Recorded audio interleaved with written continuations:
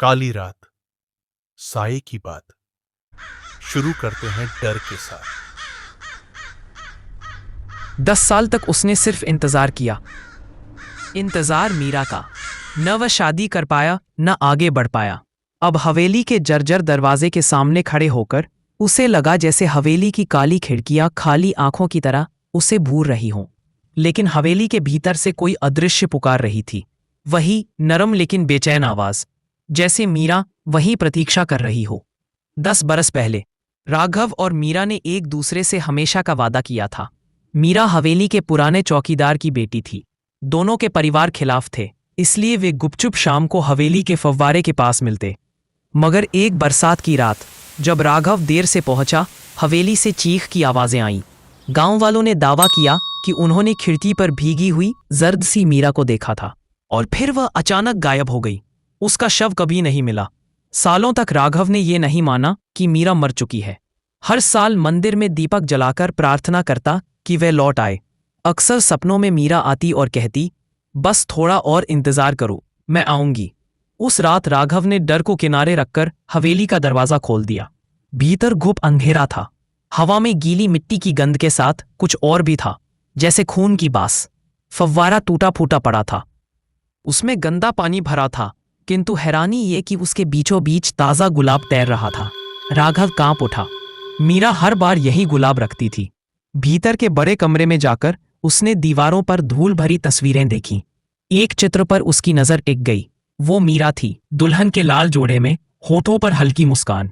नीचे तारीख लिखी थी, 23 सितंबर 1915। आज वही तारीख थी, लेकिन ठीक 100 साल बाद। क्या मीरा इंसान नहीं थी? क्या वह सदियों से किसी श्राप में बंधी हुई आत्मा थी? आधी रात को घड़ी ने 12 बजाए तो पायल की छनक सुनाई दी। वह आवाज राघव के लिए जानी पहचानी थी, और फिर वह सामने थी, मीरा, धुंधली सी, चांदनी में लिपटी। तुम आ गए। उसकी आवाज कांप रही थी। राघव ने हाथ बढ़ाया और चमत्कार, उसका स्पर्श गर्म था, असली था। उसकी आंखों से आंसू बह निकले।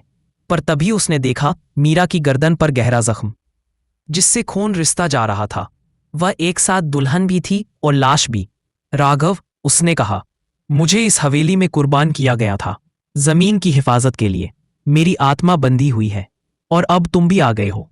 अचानक जमीन हिलने लगी। परछाइयों से प्रेत निकले, शताब्दी पुराने गांव वाले, आधे सड़े गले पर जीवित से लगते हुए।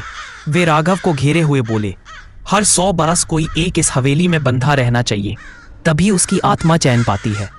मीरा की आंखों में आंसू थे। राघव, भाग जाओ, मेरा श्राप तुम्हें न ले। लेकिन राघव मुस्कराया। उसका इंतजार अब खत्म हो चुका था। अगर तुम यहां हो तो मेरा इंतजार यही पूरा होता है। उसने मीरा का हाथ पकड़ लिया।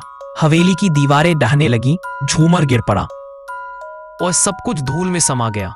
सुबह गांव वाले पहुंचे तो हवेली खंडहर में तब्दील हो चुकी थी, लेकिन बीच में वही टूटा फव्वारा सही सलामत खड़ा था।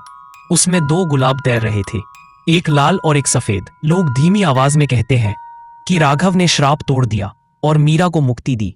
लेकिन कभी कभी रात की हवाओं में पायल की आवाज सुनाई देती है, और कहीं दूर कोई मर्दाना स्वर फुसफुसाता है।